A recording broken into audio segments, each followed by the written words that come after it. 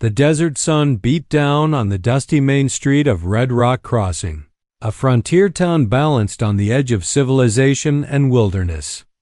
The heat shimmered off the whitewashed church building where townsfolk had gathered, not for worship, but for something far darker.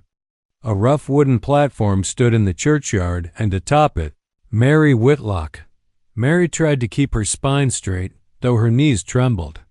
Her black dress, the one she had worn to her husband's funeral, was now faded and patched. The bonnet that should have shielded her face hung loose in her sweaty grip. She had no pride left to hide behind. Her husband, Daniel, had died a year ago, a mining accident that buried more than his body. It buried their security, their future, and their worth in the eyes of the town. She had no children, no land, and soon. Not even a name free of shame. The pastor's voice boomed like a judge's gavel. This woman stands before God and his church in debt. 3 months of unpaid tithes and absence from Sunday service. Murmurs rippled through the onlookers. Some avoided her eyes. Some stared with a cruel delight. A few whispered pity but dared not speak too loud. Challenging the church wasn't safe. Mary's voice cracked as she spoke up. "Pastor Green, I begged you for more time. I've been sewing for half the town, working every hour." He cut her off with a raised hand. "Excuses are for sinners. Discipline saves souls." Discipline. That's what they called it. Her heart pounded hard enough she feared it might break her chest open. She remembered Daniel holding her hand in church pews, telling her faith was mercy. How could mercy look like this? A man in the crowd snorted. "Should have found yourself a new husband quicker," he muttered to his buddy. Mary swallowed humiliation.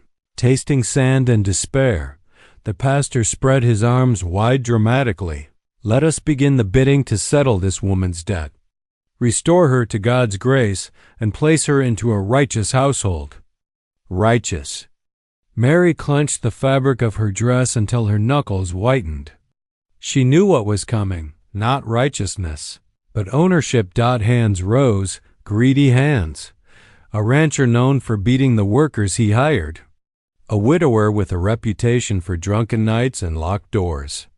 A man who had tried to proposition Mary only weeks after Daniel's burial. Each coin called out wasn't a kindness.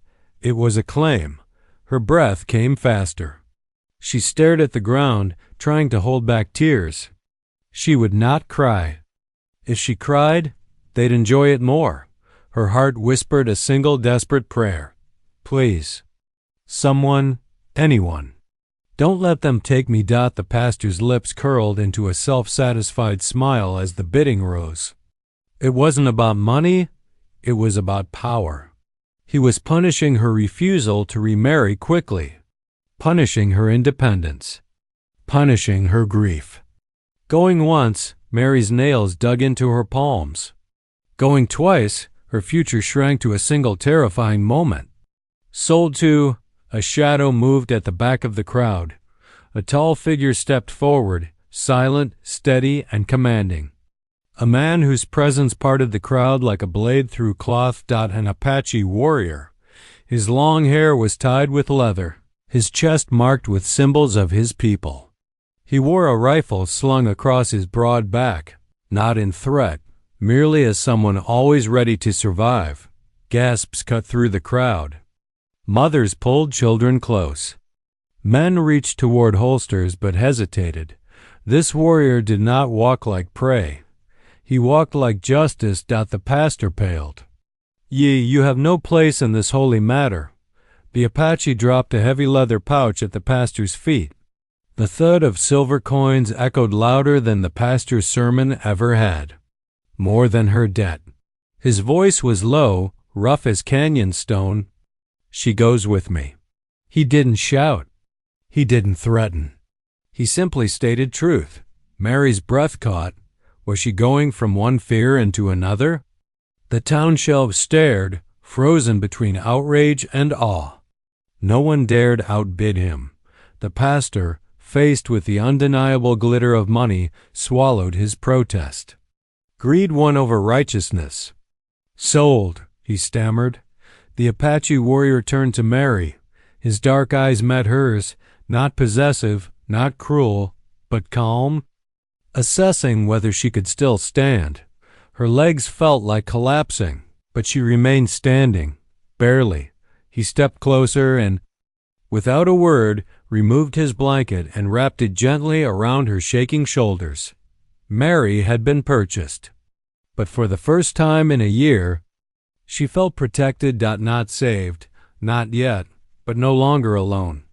And that, in her darkest moment, felt like a miracle. The crowd's stunned silence hung over Red Rock Crossing like a desert heat wave.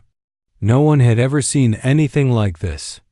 For weeks, townsfolk had whispered about the Apache warrior, a man who roamed the outskirts of the territory, rumored to be fierce, untamed, and loyal only to himself. Yet here he stood, calm, unyielding, and buying the freedom of a woman they considered nothing more than property. Mary's pulse raced. Her fingers fumbled at the folds of the blanket the warrior had draped over her shoulders. She wanted to step back, to run, to scream, but the intensity of his gaze held her rooted in place. There was something in the way he looked at her, not with desire, not with pity, but with quiet respect that made her chest tighten. Pastor Green's lips twisted in disbelief. "You dare," he started, but his voice faltered as the weight of the silver coin sank into the wooden church floor. The sound of metal against wood reverberated like a judgment bell. No argument could erase that moment. The warrior's payment was more than enough, far exceeding the church fines that had condemned her. The crowd's energy shifted. Whispers spread like wildfire. "Who is he?" Some asked. "Why would he care?" Others murmured, suspicion and awe battling in their tones. Mary, for the first time in days, felt eyes on her that weren't filled with cruelty. The warrior bent slightly, letting his gaze meet hers directly. His dark eyes, deep as canyon shadows, held a strange promise. A promise of safety. A promise that, at least for now, the world would not own her. No woman should be sold. "But since you did," "She comes with me," he said, his voice a low rumble that seemed to vibrate in Mary's chest. Mary's lips parted, caught between fear and disbelief. This man, feared by the town and whispered about in cautionary tales, had just declared her freedom. Her throat tightened, a mix of gratitude and fear making it difficult to speak. I thank you," she stammered, unsure if the words were enough. He inclined his head slightly, acknowledging her thanks, but did not rush to comfort her. He was a man of action, not empty words. With deliberate calm, he gestured for her to step down from the auction platform. The wooden boards creaked beneath her weight, each sound echoing the finality of her escape from the pastor's grasp. The townsfolk parted instinctively as he led her away. Men's hands lingered near gun holsters, but none dared challenge him. Even the pastor, pale and shaking, stood frozen, mouth opening and closing like a fish out of water. For once, authority was powerless. Mary's heart pounded as they moved toward the outskirts of town. She clutched the blanket tighter, aware of the heat of his presence nearby. The desert wind whipped at her hair, stinging her eyes, but the sensation paled compared to the whirlwind inside her. She had been sold, and yet somehow she was free. The warrior did not speak for a long while, his eyes scanning the horizon as though expecting danger at every turn.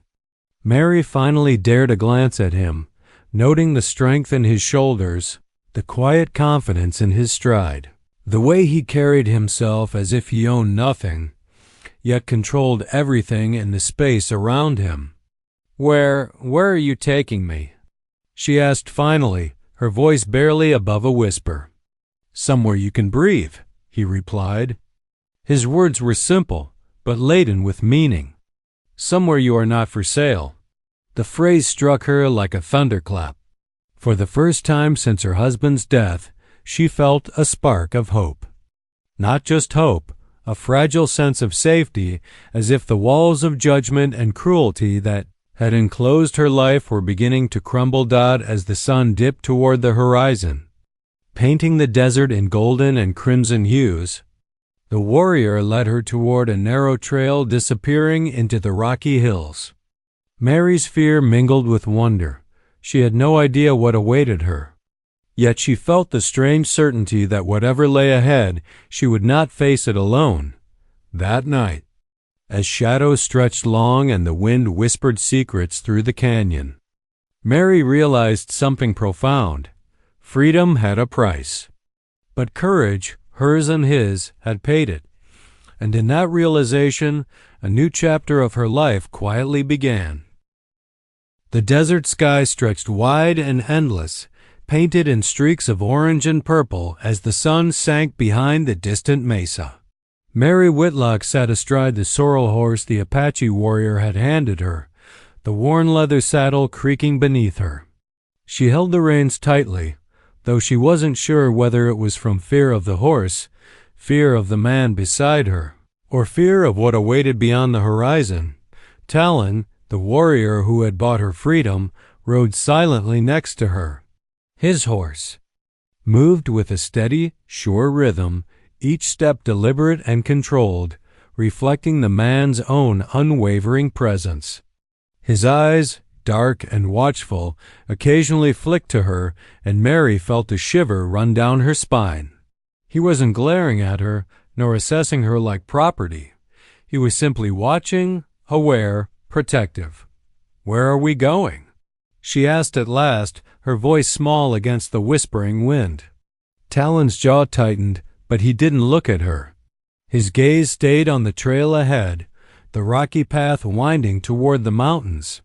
"Somewhere you can be safe," he said finally, his voice low, almost a growl that seemed to echo against the canyon walls. "The town will not follow. The church cannot touch you there." Mary swallowed, trying to imagine a life beyond Red Rock Crossing. She had lived a year of grief, humiliation, and hardship, but she had never imagined someone like him would step into her life, fierce, untamed, and yet kind. The silence stretched as the horses carried them farther from the town, the crunch of hooves on gravel the only sound. Mary's mind raced with questions. Who was this man, really? Why had he cared enough to pay her debt, to remove her from the auction? And yet fear lingered. The town had called him enemy, outsider, dangerous. Could she trust him? By nightfall, they reached a narrow canyon, a natural shelter from wind and prying eyes. Talon dismounted and gestured for her to do the same. Mary's legs felt weak after the long ride, but she obeyed, grateful for solid ground beneath her boots. Talon worked quickly, his hands confident and precise as he prepared a fire. Sparks flew from flint to tinder, and soon a warm glow danced against the canyon walls. The smell of dry wood and smoke filled the air, and Mary felt the tension in her shoulders slowly ease. He motioned for her to sit on a nearby boulder. She did, shivering slightly despite the fire. Talon handed her a small piece of jerky, which she took hesitantly, unsure if he expected gratitude or politeness. "Eat," he said simply. "You need strength. You've been through much today." The simplicity of the gesture, food, warmth, protection, made Mary blink back tears. No one had treated her like this in months. No one had seen her as a person rather than a debtor or a burden. "Why? Why did you help me?" she asked, her voice barely a whisper. Talon hesitated, then finally spoke, his tone softer than she expected. "Because no one should be sold. Because you did not deserve it. And because I know what it is to be hunted, to be despised, to have the world tell you you are worth nothing. I could not let that happen again." Mary stared at him, her mind struggling to comprehend. A man feared by townsfolk, an Apache warrior risking himself for her sake. It was almost too much to believe. Yet, in the quiet glow of the fire, with the stars emerging overhead, she felt a flicker of something she hadn't felt in a long time: hope. Hours passed, and the chill of night crept in. Talon handed her his blanket, not as a claim, but as a gesture of care. Mary wrapped herself in it, warmth seeping into her bones, and she realized that for the first time in months she felt safe. The fire crackled. The wind whispered through the canyon. And in that wilderness, Mary and Talon sat in a silence that was no longer heavy with fear, but filled with the quiet understanding that their fates had crossed for a reason, somewhere. Beyond the mountains, beyond the town's judgment and the church's rules, a new life awaited her.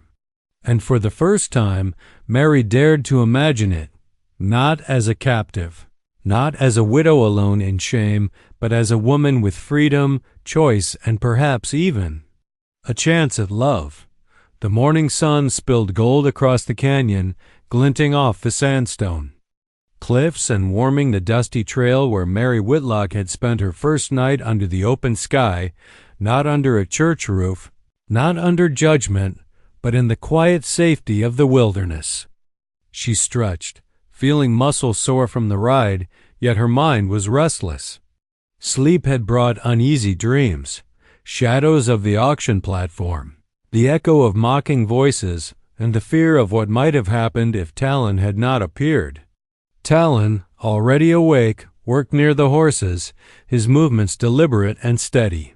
He checked their saddles, tended to the animals' hooves, and even packed a small bundle of food for the trail ahead. His face was calm, but Mary could see the faint tension in his jaw. A man who carried the weight of survival and history on his shoulders.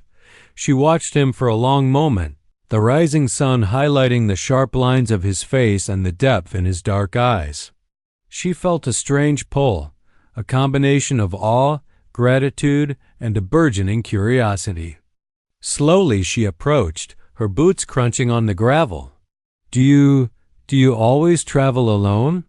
she asked, her voice tentative. Talon paused, glancing at her briefly. "Not always," he said. "But most people cannot be trusted. Most. People cannot see the truth of the world beyond their fences and pews." Mary hesitated, then asked the question she had been holding back. "Why me? Why did you pay my debt, risk coming into town?" He met her gaze squarely, and for a moment, silence fell between them. Then he spoke, his voice quiet but firm. "Because I have seen what it means to be hunted, despised, treated like nothing. I could not let it happen again, not to you." "You deserve more than what they gave." Mary's throat tightened. No one had ever spoken to her like this. Not the church, not the townsfolk. Not even the memory of her late husband, though he had loved her. He could not protect her from a world full of cruelty.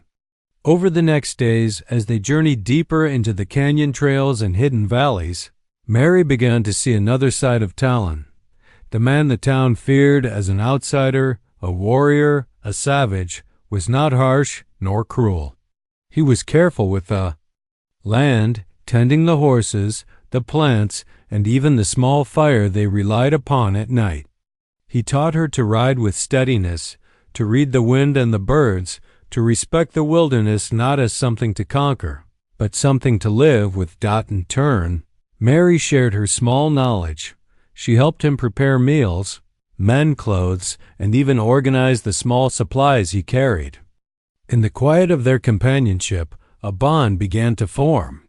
She discovered that he carried scars, not just of the body but of the heart, betrayals from those he had trusted, the prejudice he faced from settlers, and the solitude he had chosen as a shield. Mary realized that, just as she had been broken by loss and injustice, Talon had been shaped and scarred by a world that never welcomed him. Slowly, gently, they began to heal each other's wounds.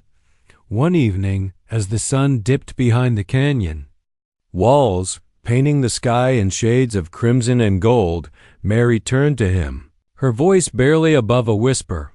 "I never thought anyone would care. Not like this." Talon looked at her, his eyes softening. For a brief moment, the warrior who had seemed so unyielding let himself show humanity, tenderness, and trust. "Caring is not weakness," he said. "It is strength. And you? You are stronger than you know." Mary felt warmth rise in her chest, not just from the fire crackling between them, but from the realization that for the first time in months, she was not defined by shame, by debt, or by loss. She was defined by her choices, her courage, and the slow, steady trust she had begun to place in this man who had appeared when all hope seemed lost. And though neither dared speak of love yet, a quiet understanding settled between them.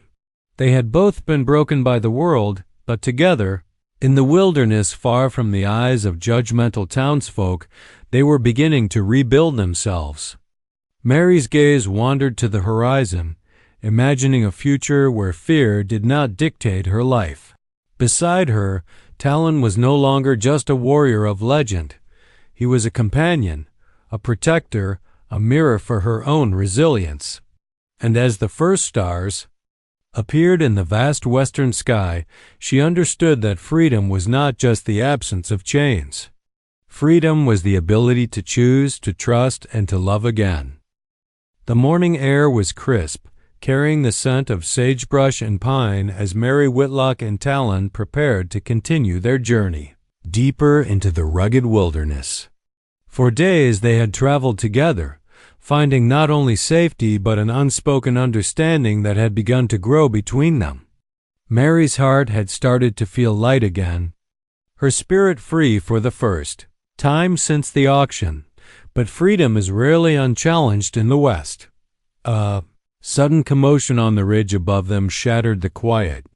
Dust rose in a cloud as a small group of riders appeared, galloping down the trail with determination and anger etched into their faces. Mary's stomach sank. She recognized the men instantly, Pastor Green and several townsfolk, armed and furious. Their eyes burned with self-righteous fury, and at their head, the pastor's lips twisted in a sneer. "There she is," he shouted. "The woman who owes the church. Return her at once." Talon's hand hovered over his rifle, but his body remained calm, controlled. His eyes scanned the riders, calculating. He knew they were outnumbered, but he also knew that violence wasn't always the answer. Mary, however, felt a surge of something unfamiliar: anger, defiance, and courage. For too long, she had been silent, powerless, humiliated, and afraid. Now, with Talon beside her, she realized she had a voice. "Stop!" she cried, stepping forward, her hands raised. The dust swirled around her, catching in her hair, framing her in the morning sun. "Stop! He didn't kidnap me. I'm not property. I'm Mary Whitlock, and I am free." The riders faltered at her words. They had expected fear, tears, submission, not this. The pastor's face reddened, veins standing out on his forehead. "You will come with us," he shouted, pointing an accusing finger. Mary shook her head, her voice steady now, ringing with newfound strength. "No, I belong to no one. You sold me for your greed. You humiliated me for your pride. And now I choose my own life. Leave, or you will answer to him, and to me." The townsfolk looked at Talon, whose presence alone radiated authority. His eyes met Mary's, a silent question. Was she certain? She nodded, firm. Talon stepped forward, towering and calm, his voice carrying over the wind. "She is under my protection. Any harm that comes to her will be answered. Turn back or face consequences you cannot survive." The pastor's mouth opened to speak, but no words came. He saw the truth in Talon's eyes, a man who had fought battles no townsperson could imagine, a man whose honor was unshakable. Standing beside a woman who no longer feared him or them, the townsfolk began to shift uneasily, the reality sinking in. Fear and respect battled within them. One by one, they loosened their grip on their weapons, and finally, the pastor turned his horse sharply. "This isn't over," he spat, though his voice lacked conviction. "But you haven't seen the last of me." Mary didn't flinch. She watched the riders retreat, dust trailing behind them like the remnants of a nightmare. Talon turned to her then, his expression softer than she had ever seen. No words were needed. His calm presence said it all. She was safe. She was free. And she had finally claimed her own voice. Mary stepped closer to him, her hand brushing his sleeve. The weight of her fear had lifted, replaced by a profound gratitude and something warmer, a spark of trust and something that might grow into love. "Thank you," she said quietly. Not for rescuing her, but for believing in her, for letting her stand tall. For showing her that freedom wasn't just about escaping chains, but about finding courage within herself.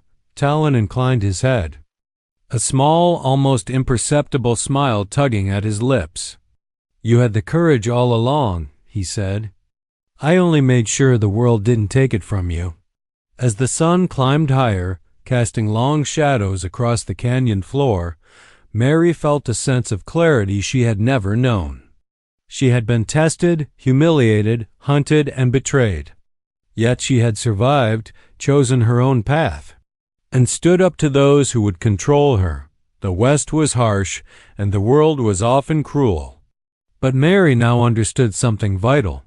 Her life was her own, her voice mattered, and she could face whatever came next, with or without Talon Dot, and beside her, Talon was more than just a protector.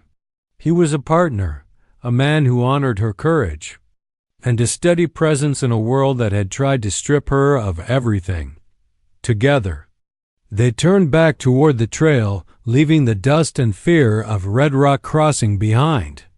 The canyon stretched before them, vast and unknown, but Mary no longer felt fear. She felt freedom, strength, and the beginnings of love that promised to carry her into a future of her own making. The canyon stretched out before them, wide and untamed, a ribbon of sun-drenched wilderness leading into the unknown. Mary Whitlock sat astride her horse, the morning wind tugging at her hair, carrying the scent of sage, pine, and freedom. Behind her, Talon rode with the same steady, unwavering presence he had shown since rescuing her from the auction platform. Yet today, there was something different, a weight lifted, a quiet tension released, as if the trials of the past weeks had finally settled into the soil beneath their feet. Mary glanced at him. His face, usually so unreadable, held a softness she had rarely seen. The fire of their shared adventures, the laughter, the quiet moments by the campfire, and the battles they had faced together had changed them both. She realized that, despite her fear and grief, she had come to trust him completely. More than that, she felt something deeper, something she had not expected to find in the shadow of humiliation and hardship: love. They rode in silence for a while, letting the rhythm of the horses carry them. The canyon walls rose like sentinels on either side, protective and constant. Mary's thoughts drifted to the auction platform, the cruel townsfolk, and the shame she had carried so long. And she realized she was no longer defined by those moments. She had reclaimed herself, her voice, and her choices. Freedom was not only being unshackled from debt and ridicule, it was being able to decide whom to trust, whom to love, and how to live. At a bend in the trail, Talon stopped his horse. He dismounted first and offered his hand to Mary. She took it, steadying herself as she swung down from her saddle. He led her to a grassy knoll overlooking a sparkling creek far below. The sunlight danced on the water, reflecting gold and green like a promise of new beginnings. Talon's voice was low, almost hesitant. "Mary, you owe me nothing. I only paid the world's debt so it couldn't claim you. You are free, always." Mary looked into his eyes, dark, strong, and yet tender, and felt the truth of his words settle into her chest. She had been free in body before, but never in spirit. Now she felt it fully capable of making her own choice. "I know," she whispered, And yet, I choose you. The words startled even her. But as she spoke them, she felt the chains of fear and shame dissolve. She was not saying she belonged to him. She was saying that her heart, her free and courageous heart, had chosen him. That choice was hers and hers alone. Talon's expression softened, a rare and fleeting smile touching his lips.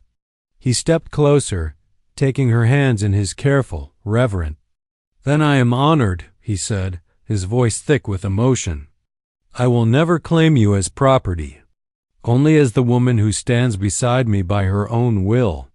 Mary smiled, her eyes glistening with tears of relief and joy.